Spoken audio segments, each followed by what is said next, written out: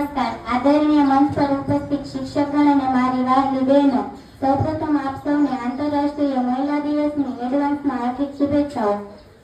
જ્યારે આપણે 21મી સદીમાં જીવી રહ્યા છીએ ત્યારે ભારતની નારીએ ઘરના આંગણાથી લઈને અંતરિક્ષના આકાશ સુધી પોતાની સફળતાના આલેખ દોર્યા છે।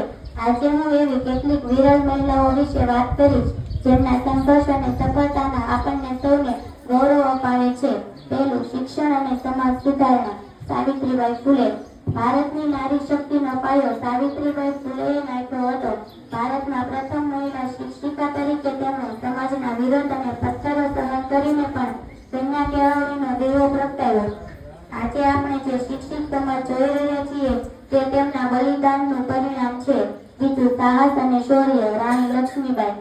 જ્યારે પણ વીરતાની વાત આવે ત્યારે ઝાંસીની રાણીનું નામ સૌથી પહેલા લેવાય છે।